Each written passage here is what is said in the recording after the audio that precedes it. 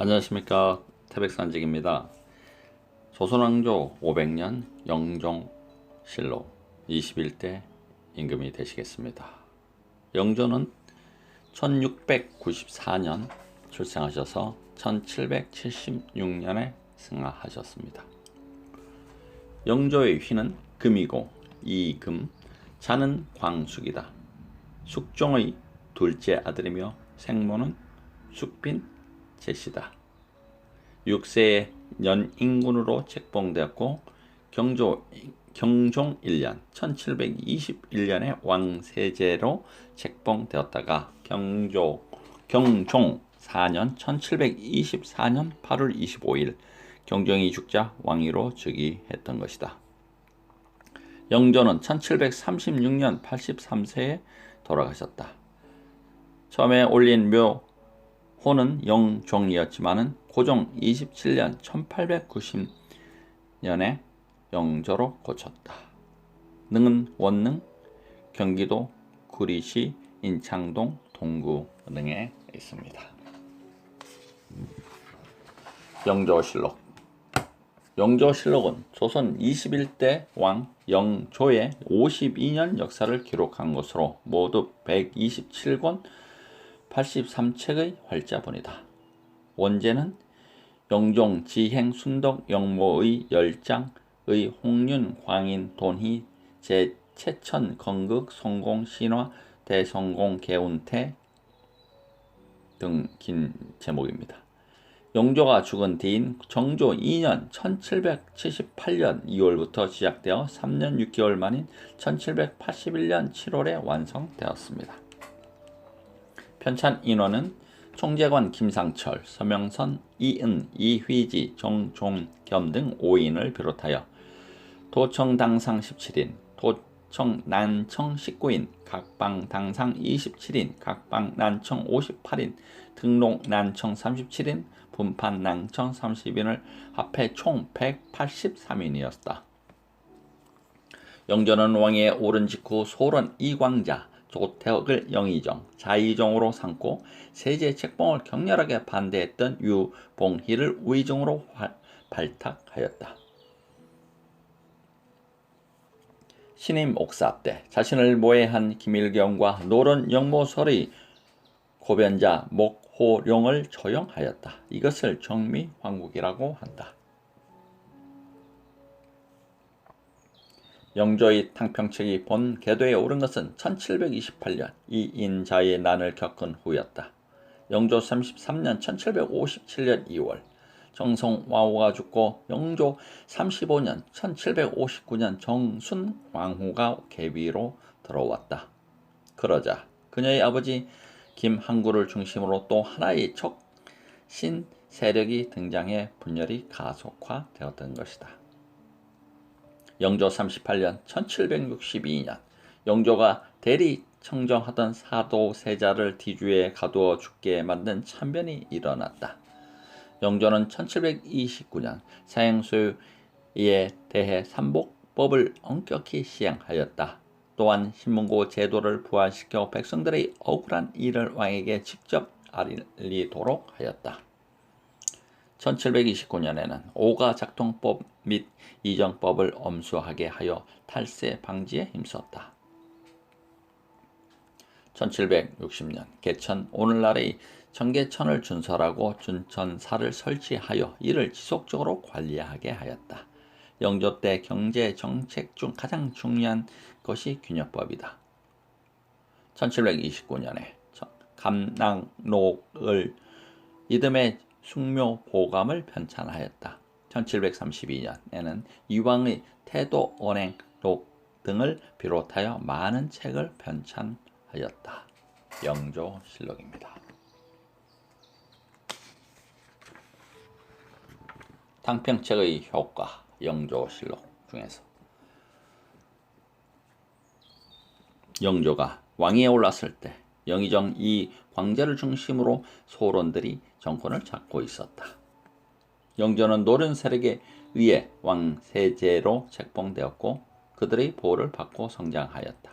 따라서 자신을 위해 소론을 내쫓고 노른 세력을 조정에 불러들이기 위해 기양을 간 노론의 민진원을 석방했다. 11월 노론계의 이 의원이 상소를 올렸는데 내용은 소론 세력이 흉악한 뜻을 품고 민심을 동요시키고 역모를 꾸민다는 것이었다. 그러자 소론 세력은 선왕을 욕되게 하였다는 죄를 들어 처할 것을 요청하자 영조는 그를 섬으로 기양을 보냈다.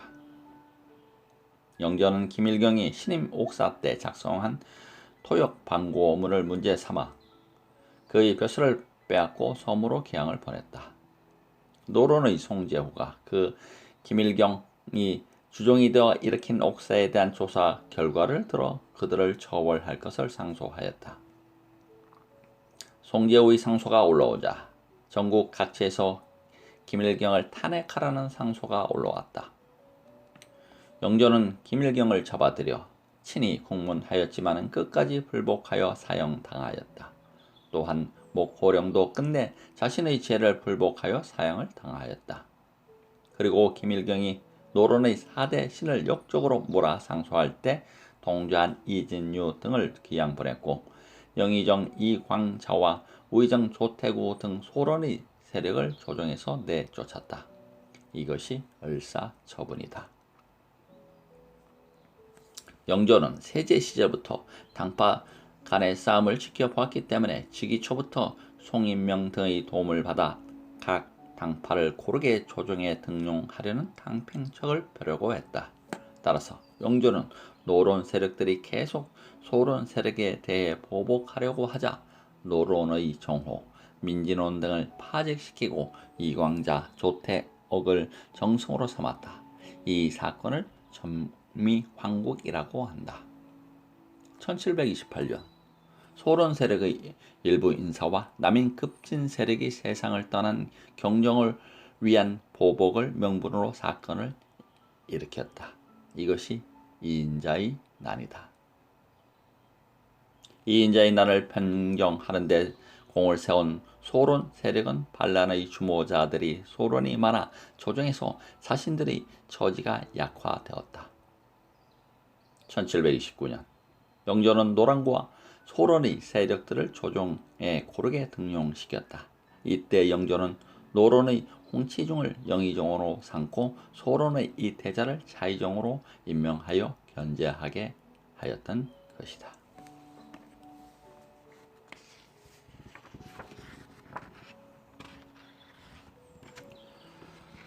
영조실록 사도세자의 탄생.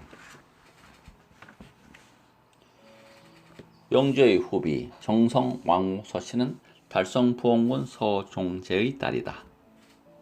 서씨는 숙종 30년 1704년 3월 13살 때 11살의 연인군과 가래를 올렸다. 경종 1년 1721년 8월 연인군이 왕 세제로 책봉됨에 따라 세제빈이 되었다. 경종 4년 1724년 8월 경종이 죽자 연인군이 왕위에 오르면서 왕비가 되었다. 영조 1년 1725년 중전 서씨는 자식을 낳지 못했다.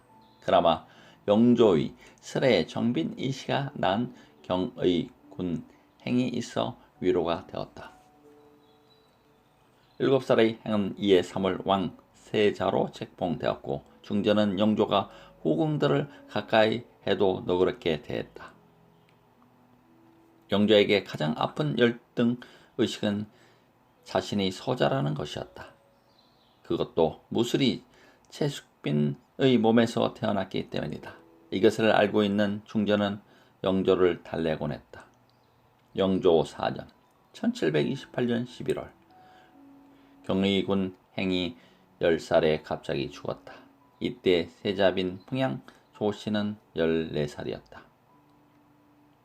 숙종 45년 1719년 2월에 태어난 행은 영조 즉위년 1724년 11월에 경의군에 봉해졌다가 다음 해 3월 7일 때 왕세자로 책봉되었고 세상을 떠나자 시호를 호장이라고 했다.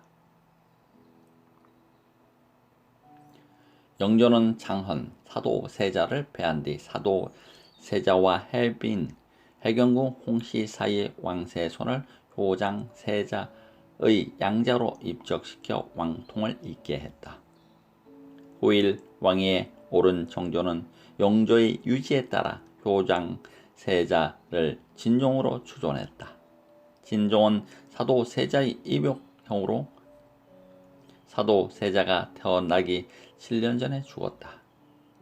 세자빈 조씨는 차의정 조문명의 딸이다. 영조 3년 1727년 세자 빈에 간택되어 효장 세자와 가래를 올렸다. 그가 죽은 7년 뒤인 영조 11년 1735년에 현빈에 봉해졌지만 영조 27년 1751년에 후사 없이 37의 나이로 죽었다. 정조가 즉위한 뒤 효순소 왕후로 추존되었다. 영조 10년 1734년 봄 귀인 이씨의 몸에 태기가 있다는 소식에 중정과 영조는 기뻤다. 영조 11년 1735년 정월 금음날 영빈 이씨가 오똥자를 낳았다. 이 왕자가 비극의 사도 세자다. 영조 12년 1736년 1월 왕자 선은 세자로 책봉되었고 이때 영조는 42살이었다.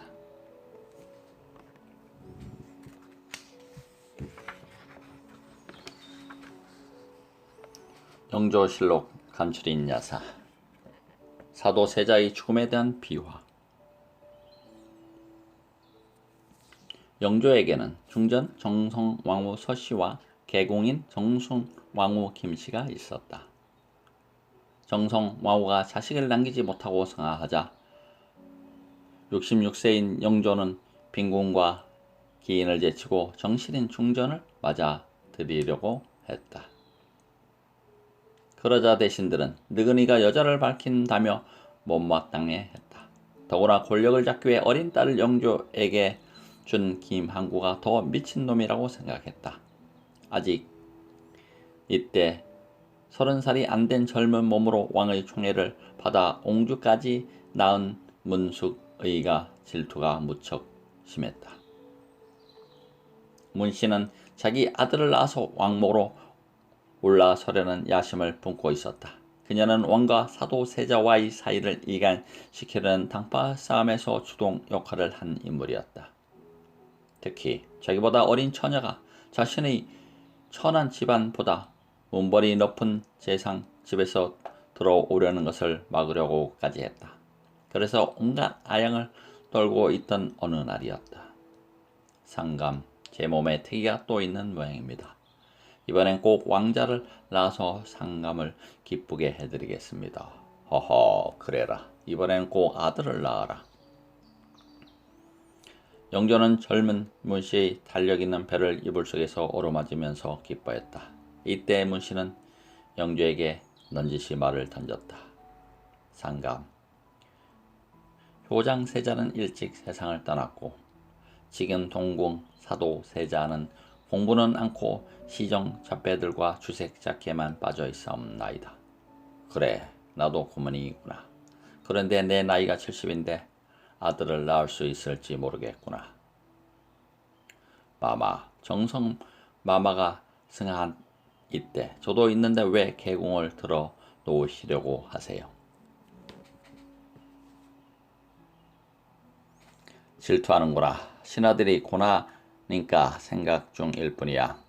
상감, 저보다 젊은 처자를 중전으로 들어 놓으시면 질투가 나옵니다. 중전이 들어오건 말건 넌 내가 가장 귀여워하지 않느냐. 문씨는 이불 속에서 영조가 배를 만지면 힘을 주었고 낮에는 치마 속에 솜 뭉치를 넣었다. 이것은 왕이 계공을 맞이하는 것을 중지시키려는 술책이었다. 이런 문숙이의 노력에도 불구하고 간신들은 중전의 빈자리는 왕실의 예의가 아니라고 주장했다. 하지만 마침내 김항구의 15살 딸 정순 왕후로 맞이하였다.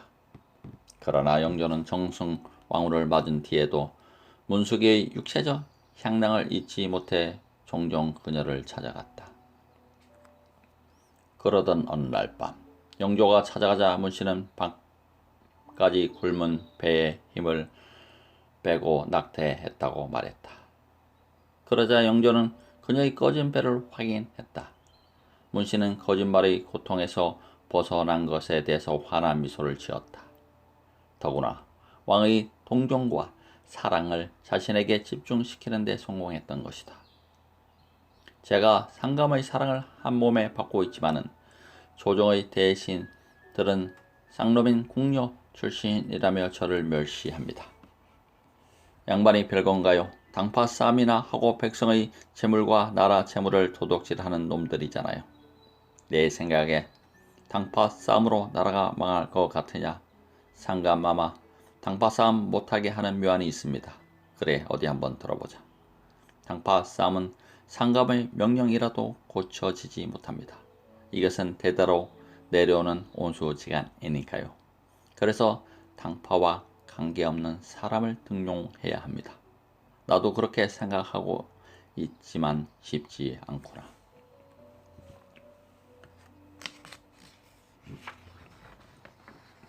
양반들은 모두 당파에 속해 있죠. 그래서 당파와 관계없는 중인이나 상민들을 등용시키시면 그런 폐단이 없어질 것입니다.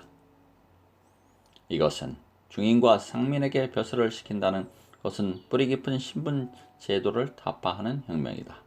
그러나 영조라도 쉽게 용단을 내리지 못했다. 그것은 현재 각 파의 양반들과 전국의 유림이 단합해 봉기할 것이 뻔한 일이기 때문이다.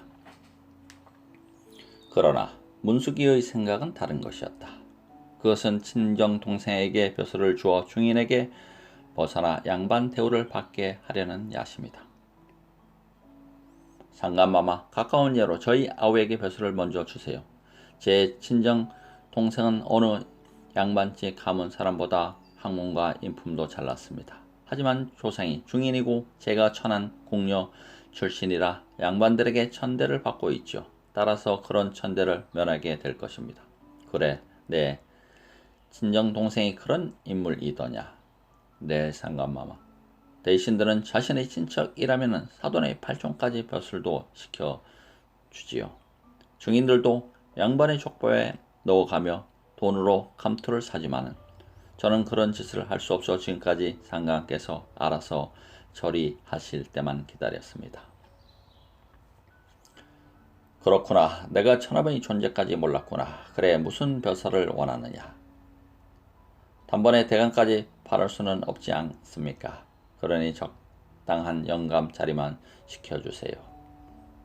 그렇다면 육상궁 소감자리가 어떻겠니? 문씨는 자신의 동생이 궁중에 자유롭게 출입할 수 있는 벼슬을 하게 되어 너무 기뻤다. 문씨의 친정동생 문성국은 긁게 나는 청년으로서 장안의 호거를 자처하던 유명한 건달이었다. 그는 장안의 건달과 깡패를 모아 육상궁에서 밤낮으로 도박과 술을 마셨다. 그러나 그는 무시의 밀령으로 자왕파라는 소론을 잡아 죽이려는 무서운 밀정이었다. 이 소문이 장안에 퍼지자 소론파들은 술집에서 말을 함부로 하지 못했다. 소론파는 윤지의 반란이 실패한 후에 자신들의 혁명을 사도세자에게 걸었는데 이것이 자왕파의 기초가 되었다. 이들은 일을 시작함에 있어서 유언비를 조작하고 미신까지 이용했다. 그것은 황해도에 예언하는 생불이라는 여자가 나타나 민심을 끌었던 것이 좋은 예이다. 당시 이 여자는 무당들에게 세자를 저지하는 선동을 생불의 이름으로 퍼뜨렸다. 족보를 입수한 조정에서는 이경옥을 암행어사로 명하여 황해도로 파견시켰다. 암행어사는 허술한 옷차림으로 변장해 봉산의 어느 시골에서 생불이란 무당이 기도하는 것을 구경했다. 기도를 하러 온 사람들에게 그 무당은 부자가 되게 아들을 낳게 벼슬을 하게 한 뒤에 이렇게 설법했다. 벼슬을 하려면 늙은 세력을 없애버리고 젊은 세력이 일어서야 한다. 늙은 세력은 노망한 임금과 노론의 간신들이다. 젊은 세력은 왕세자와 소론의 중신들이다. 따라서 늙은 세력이 멸망하라고 기도를 해야만 한다. 암행어선은 곧바로 황의 감사와 각 읍의 수령에게 지시해 무당들을 건거해 엄하게 다스렸다. 하지만 민심은 더욱 흉흉해졌고 노망한 임금이라고 저주받는 영조도 불안감을 느끼고 있었다. 이때 사도세자가 반역을 갖고 있을 듯한 의심이 생겼다. 그것은 그를 잃지 않고 무술에 전념한 것이 변란을 준비하는 것처럼 보였던 것이다. 그러나 뚜렷한 증거가 없었기 때문에 자왕 파인 소론을 경계했다.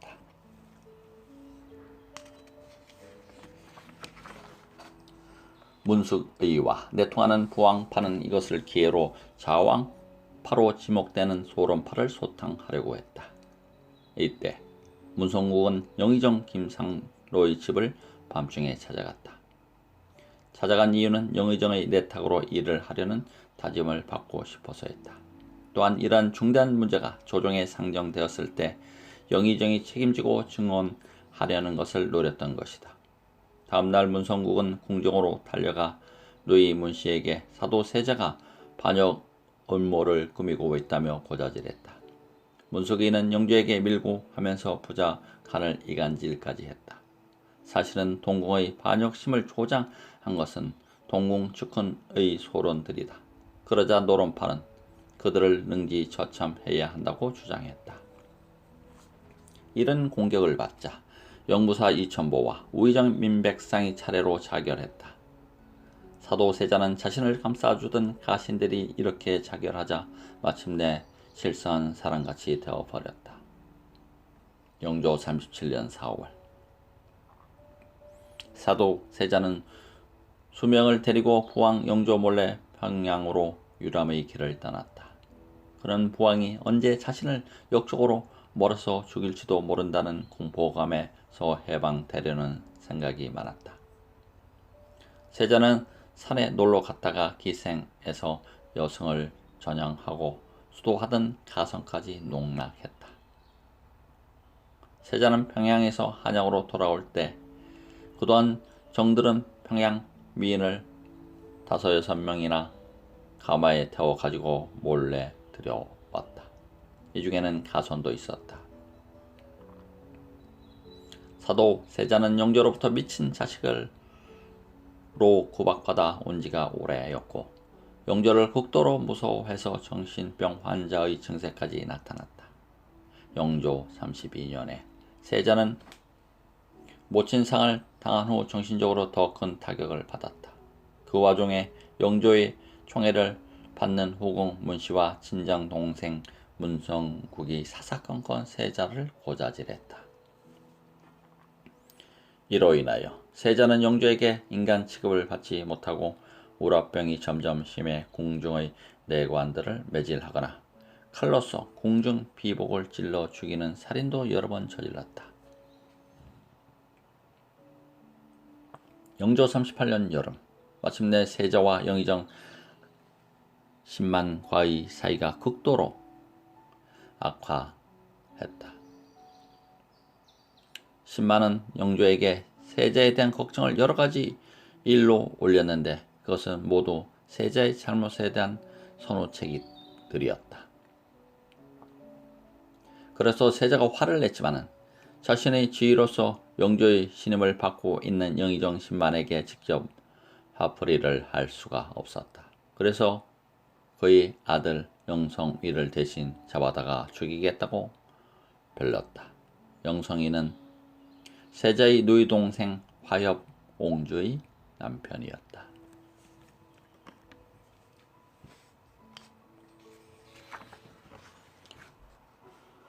영조실록 영조의 때늦은 후예 영조 38년 1762년 윤 5월 중전 김씨 아버지 김항구와 그 일파인 홍계의, 윤급 등의 사주를 받은 나경언이 세자의 비형과 역적 모의를 깨한다고 무고했다. 휴양전에 엎드린 세자가 끝까지 역모를 부인하자 영조는 용청 검을 내려 자결하라고 했다. 이때 임금과 세자 사이를 중재한 영의정 홍봉하는 파직되고 후임으로 신만이 임명되었다. 신만 역시 임금에게 자결 명령을 거둬달라고 애원해도 영조는 듣지 않았다. 마지막으로 임덕재가 죽기를 각오하고 간화했지만 역시 쫓겨났다. 덕성합에서 이런 살벌한 소식들을 듣고 있던 세자 빈홍씨는 통곡하였고 세손 성도 울면서 어머니 홍씨를 위로하였다. 세손이 영조를 찾아가 엎드려 울면서 애원했다. 하지만 영조는 그 자리에서 세손을 끌어내라고 했다. 이때 영빈 이씨가 적은 글을 읽은 영조는 바로 찢어버려 무슨 내용인지 알 수가 없지만 무서운 밀고인 것은 분명했다. 임금은 즉시 명을 내렸다. 여봐라, 동궁의 토굴 속에 있는 뒤주를 이곳으로 옮겨 오너라. 뒤주는 세자가 만든 것이었다. 세자가 그 속에서 낮잠을 자기도 하였고 마음이 울적할 때면 그 속에 들어가 마음을 가라앉히기도 했다.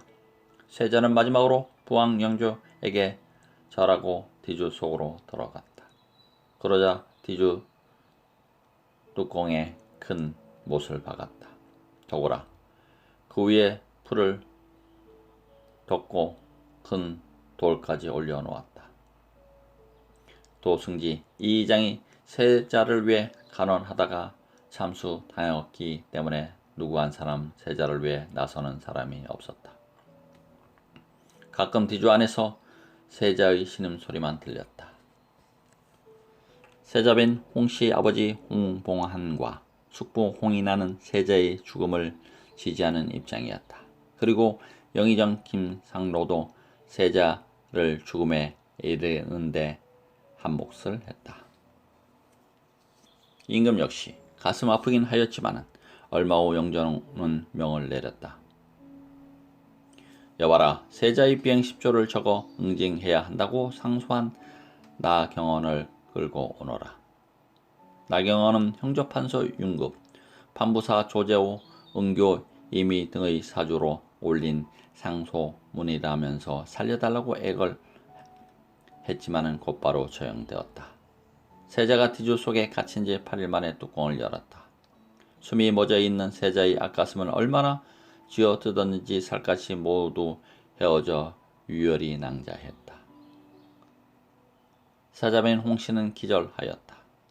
그 후 홍씨는 1795년 남편의 애절한 죽음과 자신의 일생을 기록한 한중록을 썼다.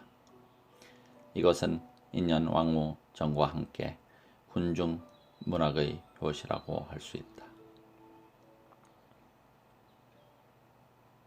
영조는 세자를 죽인 것을 후회하며 사도라는 시호를 내렸다.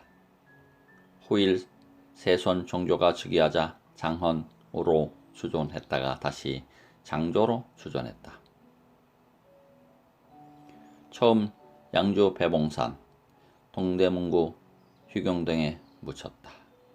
정조 13년 1789년 경기도 화성군 태안면 안녕리로 전장되어 현융원으로 이름이 바뀌었다가 장조로 추전된 뒤에 융릉으로 정해졌다. 사자벤 홍씨는 사도 세자가 죽은 뒤 해빈에 오르고 정조 즉위년에 궁호가 해경궁으로 올랐다. 영조는 세자의 죽음을 부채질한 김상로를 파직시켜 귀양을 보냈다. 그리고 전 의정 조재호에게 사약을 내렸다. 영조는 세손에게 이렇게 말했다. 내 아비의 원수는 김상로이니라.